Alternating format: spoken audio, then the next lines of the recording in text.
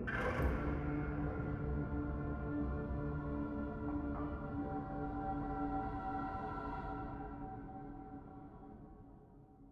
man so horrible he was referred to as the Vampire of Düsseldorf. Today we discuss the monster that was Peter Kürten. Let's open the serial killer file.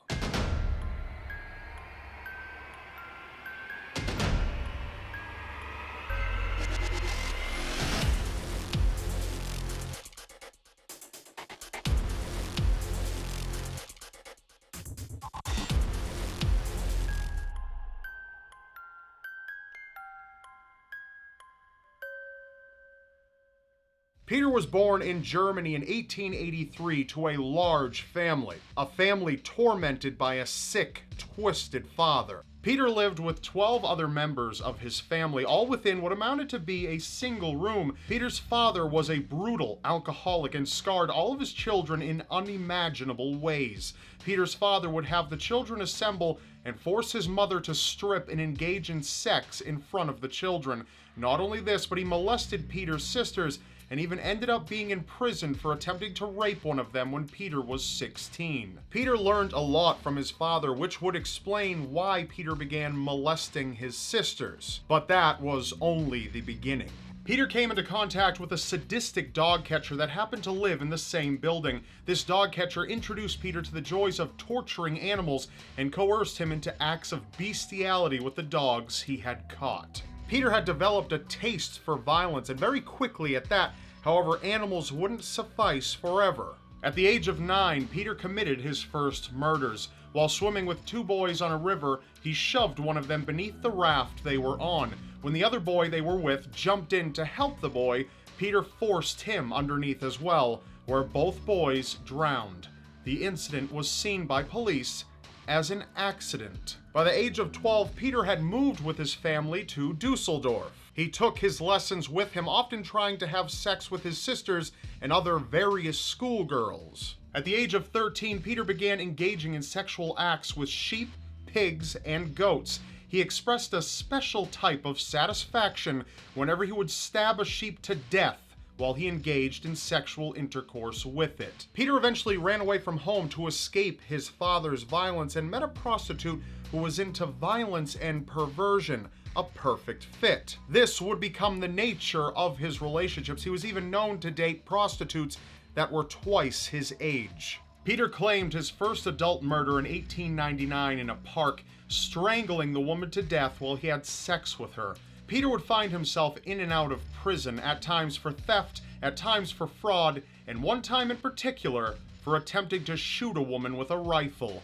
Peter was drafted into the military once he was released from prison, but soon deserted and began setting fires to barns and other buildings where he had hoped homeless people might be sleeping inside.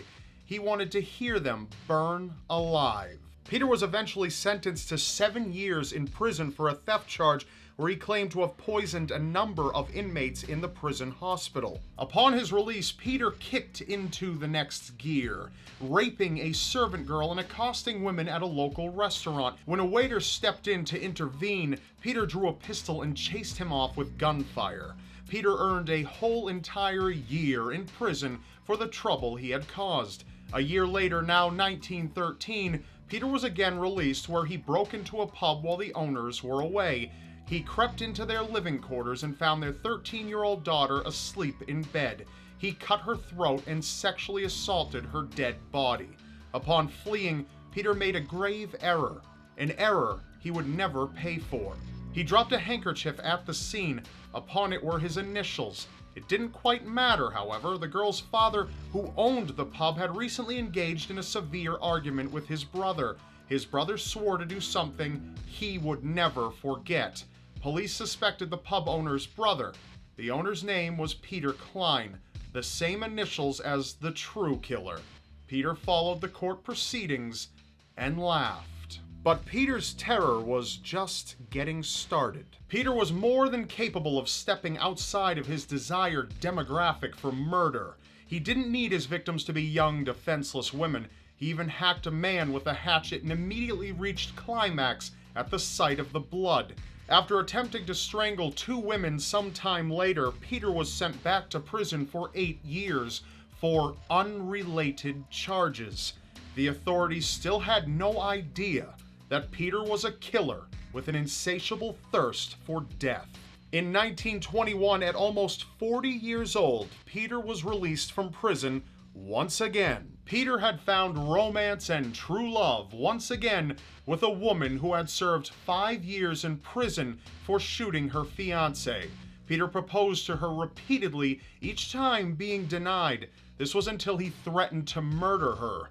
She then decided that saying yes was her best option, and so the two were happily married. It had seemed that the married life had calmed Peter down, for a few years anyway.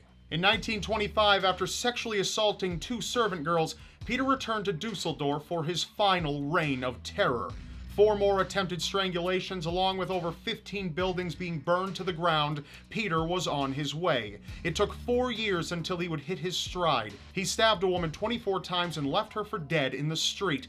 Fortunately for her, she survived the attack after months of care. Not so fortunate was the mechanic Peter stabbed 10 days later. He died of his injuries. A few weeks later, the body of an 8-year-old girl was discovered raped and stabbed 13 times, another victim of Peter's bloodlust. He attempted to burn her body to dispose of evidence. Though all victims had been stabbed in the temple, police failed to see a pattern because of the difference in the victims. It would be a few months before Peter resumed his reign of terror. He strangled a woman and dumped her body in a river. 3 people were stabbed repeatedly in Düsseldorf in hit-and-run attacks, but all thankfully survived.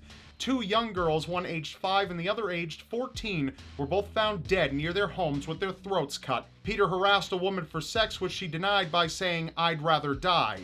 He stabbed her several times before he fled. Though she survived and gave a good description of her attacker, police rejected the idea of a single killer being responsible. The next month, Peter strangled 3 more women, but all survived. He killed a 4th victim by smashing her head with a hammer.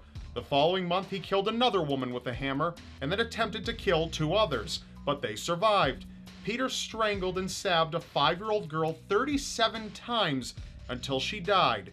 When police discovered her body, they also discovered another girl stabbed 20 times, raped, and then buried.